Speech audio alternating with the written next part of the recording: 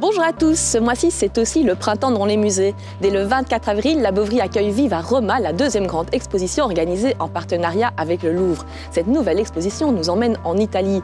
C'est à travers le regard des peintres européens que nous découvrirons la ville éternelle, passage obligé pour les artistes qui souhaitent apprendre l'art et la manière au contact des chefs-d'œuvre de l'Antiquité et des maîtres de la Renaissance. Sur les traces de ces artistes voyageurs et des adeptes du Grand Tour, ancêtres des touristes d'aujourd'hui, l'exposition présente plus de 175 œuvres en provenance des grands musées du monde, dont le musée d'Orsay, le musée des Beaux-Arts de San Francisco ou encore le musée Getty de Los Angeles. Cette exposition incontournable présentant la diversité des plaisirs et des découvertes offertes aux artistes dans cette capitale universelle des arts est accessible jusqu'au 26 août. Parallèlement à l'exposition, le ciné-musée du 18 avril au Grand Cursus nous emmène visiter la Villa Borghese dans un film documentaire de Luciano Emer. On explorera également la péninsule à travers les artistes italiens du 15e au 18e siècle dans un film de Roberto Aguirre. Ah, ho urtato la zingarella di Cordier.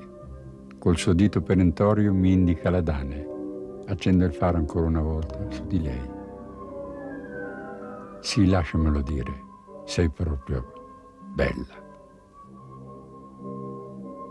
Povero incauto fanciullino che per godere il dolce miele sarai punto da un'alpe. À partir du 20 avril, la Boveri accueille également une exposition rétrospective consacrée à l'artiste liégeois incontournable Fernand Floge et à sa production majeure réalisée entre 1969 et 2013. Reconnu internationalement à la Biennale de Sao Paulo en 1979, Floge a nourri son travail de couleurs et d'influences explosives inspirées de la culture pop et des comics américains. Une soixantaine d'œuvres rendent compte de la diversité et de la richesse de son travail. Au Grand Cursus, l'exposition Sources Rencontres Traces, accessible jusqu'au 27 mai et présentant 30 années de carrière de l'artiste liégeois Costa Levkoshir, nous emmène à la découverte des Cyclades et de l'Afrique, mais aussi nous baigne de lumière méditerranéenne.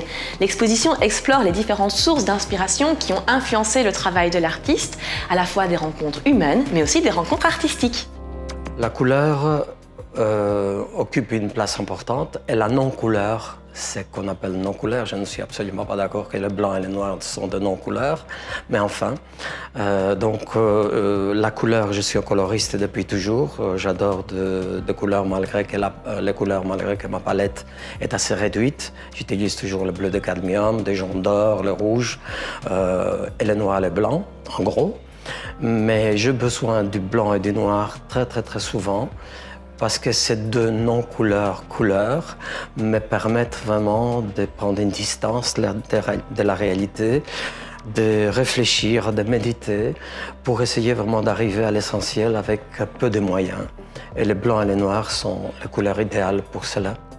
Ah oui, l'Afrique, cette rencontre d'ailleurs, c'est vraiment une rencontre qui me marque encore jusqu'à maintenant. Ma vie a changé après la rencontre avec les enfants togolais et béninois. J'ai vécu là-bas des ateliers, on a organisé des ateliers dans la brousse avec des enfants qui n'avaient jamais vu une couleur, un pinceau, et des enfants qui vivent dans une pauvreté extrême, mais qui sont des enfants merveilleux, souriants, généreux. Et ils m'ont donné des leçons de vie exceptionnelles qui, encore une fois, ont enrichi mon travail. Et si vous visitez la salle suivante, qui est dédiée à l'Afrique, vous allez comprendre que les enfants font partie de ma peinture depuis plusieurs années maintenant.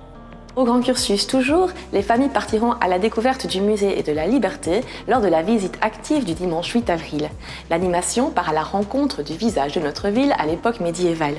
Qui était Saint-Lambert, qui était Nodje ou encore le chevalier Antoine. Un voyage au cœur de l'histoire de Liège. La visite thématique du dimanche 15 avril au Grand Cursus explorera le thème de l'art et du mouvement.